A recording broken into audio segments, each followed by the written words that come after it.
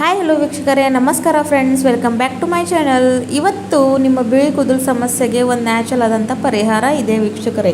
ಖಂಡಿತ ನೋಡಿ, ಕೆಮಿಕಲ್ ಬಳಸಿ ನಮ್ಮ ಕೂದಲನ್ನು ನಾವು ಹಾಳು ಮಾಡ್ಕೊಳ್ಳೋಗಿಂತ ಈ ಥರ ಮನೆಯಲ್ಲೇ ನ್ಯಾಚುರಲ್ ಆದ ಇಂಗ್ರೀಡಿಯೆಂಟ್ನ ಬಳಸ್ಕೊಂಡು ನಮ್ಮ ಕೂದಲನ್ನ ಕೂಡ ನಾವು ಕಪ್ಪು ಮಾಡ್ಕೊಳ್ಬಹುದು. ಕೆಮಿಕಲ್ನೇ ಯುಕ್ತ ಪದಾರ್ಥಗಳನ್ನು ಯೂಸ್ ಮಾಡಿಕೊಂಡು ಕೂದಲನ್ನ ಕಪ್ಪು ಮಾಡ್ಕೊಳ್ಳೋದಂತೂ ಏನೂ ಇಲ್ಲ ವೀಕ್ಷಕರೇ. ನೈಸರ್ಗಿಕವಾಗಿ ಕೂಡ ನಾವು ಕೂದಲವನ್ನು ಕಪ್ಪು ಮಾಡ್ಕೊಳ್ಳೋದು. ಅದು ಯಾವ ರೀತಿ ಅಂತ ಬನ್ನಿ ವೀಕ್ಷಕರೇ, ನಿಮ್ಮನ್ನು ತೋರಿಸ್ಕೊಡ್ತೀನಿ. ಇಲ್ಲಿ ನೋಡಿ, ಗ್ಯಾಸ್ ಮೇಲೆ ಒಂದು ಕಬ್ಬಿಣದ ಬಾಳಿಗೆಯನ್ನು ಬಿಸಿ ಆಗಕ್ಕೆ ಇಟ್ಟಿದ್ದೀನಿ. ನೆಕ್ಸ್ಟ್ ಅದರಲ್ಲಿ ನಾನು ಒಂದು ಚಿಕ್ಕ ಲೋಟದಷ್ಟು ನೀರನ್ನು ಹಾಕೋತಾ ಇದ್ದೀನಿ ವೀಕ್ಷಕರೇ. ಖಂಡಿತ ಈ ಒಂದು ರೆಮಿಡಿನ ನೀವು ಟ್ರೈ ಮಾಡಿಬಿಟ್ರೆ ಮತ್ತೆ ಯಾವಾಗಲೂ ಕೂಡ ನೀವು ಕೆಮಿಕಲ್ ಯುಕ್ತವಾದಂಥ ಡೈಗಳನ್ನು ಹಚ್ಕೊಳ್ಳೋದೇ ಇಲ್ಲ ವೀಕ್ಷಕರೇ. ನೋಡಿ, ಕಬ್ಬಿಣ ಬಾಳಿಗೆನೇ ಇಲ್ಲಿ ನಿಮಗೆ ಯೂಸ್ ಮಾಡಬೇಕಾಗಿದೆ. ನೀವು ಬೇಕಾದರೆ ಕಬ್ಬಿಣ ಪಾತ್ರೆ ತೊಳಿ, ಕಬ್ಬಿಣದ ತವಾ, ಹಂಚು ಏನು ಬೇಕಾದರೂ ತೊಳಿ. ಆದರೆ ನಾವು ಕೂದಲಿಗೆ ಬಂದಂಥ ರೆಮಿಡಿ ಇದ್ದಾಗ ಕಬ್ಬಿಣ ಅಂಶ ಅದರಲ್ಲಿ ಇರಬೇಕು ವೀಕ್ಷಕರೇ. ಐರನ್ ಇದ್ದರೆ ಇದು ನಮ್ಮ ಕೂದಲು ಬೆಳವಣಿಗೆ ಕೂಡ ಬೆನಿಫಿಟ್ ಆಗಿರುತ್ತೆ, ಹಾಗೂ ಕೂದಲನ್ನ ಕಪ್ಪು ಮಾಡ್ಕೊಳ್ಳೋದಕ್ಕೂ ಕೂಡ.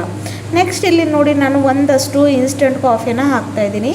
ನಿಮ್ಮ ಹತ್ರ ಯಾವ ಒಂದು ಇನ್ಸ್ಟೆಂಟ್ ಕಾಫಿ ಅವೈಲೇಬಲ್ ಇರುತ್ತೋ ಅದನ್ನು ಹಾಕ್ಕೊಳ್ಬೇಕು ವೀಕ್ಷಕರೇ. ಕಾಫಿ ಹಾಕೋದ್ರಿಂದ ನೈಸರ್ಗಿಕವಾಗಿ ಕೂದಲನ್ನ ಸಿಲ್ಕಿ ಶೈನಿ ಮಾಡ್ಕೊಳ್ಬೋದು.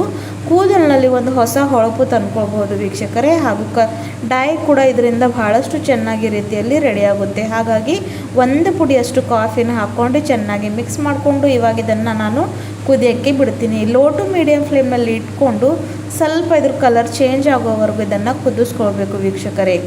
ಯಾವ ಒಂದು ಕೆಮಿಕಲ್ ಬಳಸೋ ಅಗತ್ಯವಿಲ್ಲ ವೀಕ್ಷಕರೇ. ಎಷ್ಟೇ ನಾವು ಕೆಮಿಕಲ್ ಬಳಸಿದ್ರೂ ಕೂಡ ಅದ್ರ ರಿಸಲ್ಟ್ ನಮಗೆ ಸ್ವಲ್ಪ ಟೈಮ್ ಸಲುವಾಗಿ ಇರುತ್ತೆ. ನೋಡಿರಿ, ಯಾವ ಒಂದು ಕೆಮಿಕಲ್ ಡೈ ಹಚ್ಕೊಂಡ್ರೆ ಜಸ್ಟ್ 15 to 20 ಡೇಸ್ ಅದರ ಎಫೆಕ್ಟ್ ಇರುತ್ತೆ, ಮತ್ತು ನಮ್ಮ ಕೂದಲು ಅದೇ ಸ್ಥಿತಿಗೆ ಬಂದು ನಿಲ್ಲುತ್ತವೆ. ಸೊ ಹಾಗಾಗಿ ಇಂಥ ನ್ಯಾಚುರಲ್ ಆದಂಥ ರೆಮಿಡೀಸ್ ಟ್ರೈ ಮಾಡ್ಕೊಂಡು ಬಿಟ್ಟರೆ ನಾವು ನ್ಯಾಚುರಲಾಗಿ ನಮ್ಮ ಕೂದಲನ್ನು ಕಪ್ಪು ಮಾಡ್ಕೊಳ್ಬೋದು.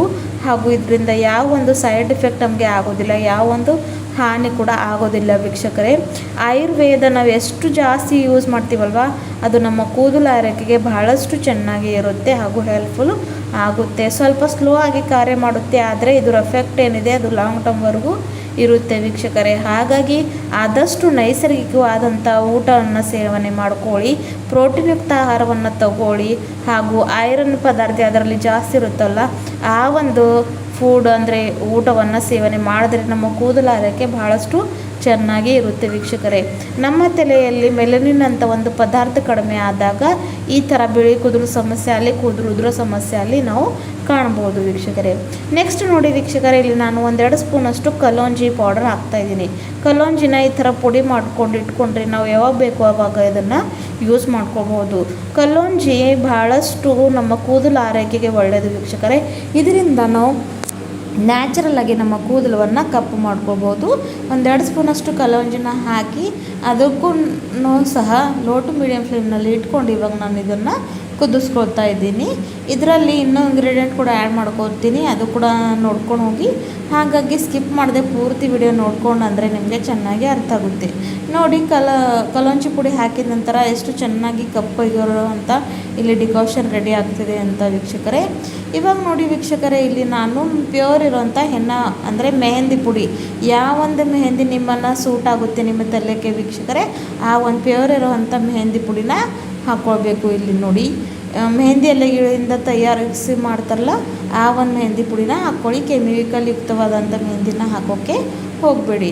1-2 ಸ್ಪೂನಷ್ಟು ಮೆಹಂದಿ ಪುಡಿನ ಹಾಕ್ಕೊಂಡು ಇವಾಗ ಇದನ್ನು ಲೋ ಫ್ಲೇಮ್ನಲ್ಲಿ ಇಟ್ಕೊಂಡು ಚೆನ್ನಾಗಿ ಕುದಿಸ್ಕೊಳ್ಬೇಕು ವೀಕ್ಷಕರೇ. ಎಷ್ಟು ಚೆನ್ನಾಗಿ ಕುದಿಸ್ಕೊತೀವಲ್ವ, ಕನ್ಸಿಸ್ಟೆನ್ಸಿ ಕೂಡ ಇದ್ರದ್ದು ಅಷ್ಟು ಗಟ್ಟಿಯಾಗುತ್ತೆ. ಜೊತೆಗೆ ಇದು ಒಂದು ಬೆಸ್ಟ್ ಇಂಗ್ರೀಡಿಯೆಂಟ್ ಆಗಿ ಹಾಗೂ ಒಂದು ರೆಮಿಡಿಯಾಗಿ ನಮ್ಮ ಕೂದಲ ಮೇಲೆ ಕಾರ್ಯವನ್ನು ಮಾಡು ನಮಗೆ ಕಪ್ಪು ಕೂದಲು ಅಂತ ಕೊಡುತ್ತೆ ವೀಕ್ಷಕರೇ.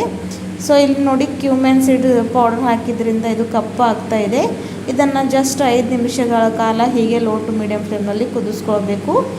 ಸೊ ಇವಾಗ ಇದನ್ನು ಹೇಗೆ ಅಪ್ಲೈ ಮಾಡ್ಕೊಳ್ಳೋದು ಅಂತ ಅದು ಕೂಡ ಹೇಳ್ತೀನಿ ವೀಕ್ಷಕರೇ. ಹಾಗಾಗಿ ಸ್ಕಿಪ್ ಮಾಡದೆ ಪೂರ್ತಿ ವಿಡಿಯೋ ನೋಡಿರಿ, ಅಂದರೆ ನಿಮಗೆ ಅರ್ಥ ಆಗುತ್ತೆ. ಕೆಲವೊಮ್ಮೆ ಹಾಫ್ ಇನ್ಫಾರ್ಮೇಷನ್ನ ತೊಗೊಂಡು ರೆಮಿಡೀಸ್ನ ಹಚ್ಕೋತೀವಿ, ಮತ್ತು ಅದರಲ್ಲಿ ಏನಾದರೂ ಎಫೆಕ್ಟ್ ಆದರೆ ಮತ್ತೆ ಹೇಳ್ತಾ ಇರ್ತೀವಿ. ಹಾಗಾಗಿ ಯಾವುದೇ ಒಂದು ರೆಮಿಡಿ, ಯಾವುದೇ ಒಂದು ಇನ್ಫಾರ್ಮೇಷನ್ ಇರಲಿ ಪೂರ್ತಿಯಾಗಿ ಕೇಳ್ಕೊಳ್ಬೇಕು ವೀಕ್ಷಕರೇ, ಅಂದರೆ ನಿಮಗೆ ಮಾಡ್ಕೊಳ್ಳೋಕ್ಕೂ ಕೂಡ ಈಸಿ ಆಗುತ್ತೆ. ಇವತ್ತಿನ ಕಾಲದಲ್ಲಿ ಅಂತೂ ಪ್ರತಿಯೊಂದು ವಸ್ತುವಲ್ಲಿ ಕೆಮಿಕಲ್ ಇದ್ದೇ ಇದೆ. ಹಾಗಾಗಿ ನಾವು ಎಷ್ಟಂತೂ ಕೆಮಿಕಲ್ ಬಳಸೋದು ಹೇಳಿ, ಇದರಿಂದ ನಮ್ಮ ಕೂದಲು ಆರೋಗ್ಯ ಭಾಳಷ್ಟು ಹಾಳಾಗುತ್ತೆ. ಹಾಗಾಗಿ ಇಂಥ ನ್ಯಾಚುರಲ್ ಆದಂಥ ರೆಮಿಡೀಸ್ನ ಬಳಸ್ತಾ ಇರಬೇಕು. ಇವಾಗ ಇಲ್ಲಿ ನೋಡಿ ಒಂದು ಅರ್ಧದಷ್ಟು ಲಿಂಬೆಹಣ್ಣನ್ನು ಹಾಕ್ತಾಯಿದ್ದೀನಿ. ಲಿಂಬೆಹಣ್ಣು ಹಾಕೋದ್ರಿಂದ ಕೂಡ ಕೂದಲು ಯಾವುದೆಲ್ಲ ತುಂಬ ಡ್ರೈ ಫ್ರೀಸಿ ಆಗಿಬಿಟ್ಟಿದ್ದಾವೆಲ್ಲ ಅದು ಸಾಫ್ಟ್ ಆಗುತ್ತೆ. ಜೊತೆಗೆ ಇದರಲ್ಲಿ ವೈಟಮಿನ್ ಸಿ ಇರೋದ್ರಿಂದ ಯಾರಿಗೆಲ್ಲ ಡ್ಯಾಂಡ್ರಫ್ ಸಮಸ್ಯೆ ಇದೆಯಲ್ಲ ಅದು ಕೂಡ ಕಡಿಮೆ ಆಗುತ್ತೆ ವೀಕ್ಷಕರೇ ಲಿಂಬೆಹಣ್ಣು ಬಳಸೋದ್ರಿಂದ. ಹಾಗಾಗಿ ನಿಮಗೆ ಲಿಂಬೆಹಣ್ಣಿಂದ ಯಾವುದಾದ್ರು ಎಲರ್ಜಿ ಇನ್ಫೆಕ್ಷನ್ ಇದ್ದರೆ ನೀವು ಅದನ್ನು ಸ್ಕಿಪ್ ಮಾಡ್ಕೊಳ್ಬೋದು, ಇಲ್ಲ ಅಂದರೆ ನೀವು ಇದನ್ನು ಹ್ಯಾಪಿಯಾಗಿ ಯೂಸ್ ಮಾಡ್ಕೊಳ್ಬೋದು. ಇವಾಗ ನೋಡಿ ಲಿಂಬೆಹಣ್ಣು ಹಾಕಿದ ತಕ್ಷಣ ಇವಾಗ ನಾನು ಗ್ಯಾಸಿನ ಫ್ಲೇಮ್ನ ಆಫ್ ಮಾಡ್ಕೊಂಡಿದ್ದೀನಿ. ಇದನ್ನು ಒಂದು 5 ನಿಮಿಷ, ಒಂದು 15 ನಿಮಿಷ ತಣ್ಣಗಾಗಕ್ಕೆ ಬಿಡಬೇಕು.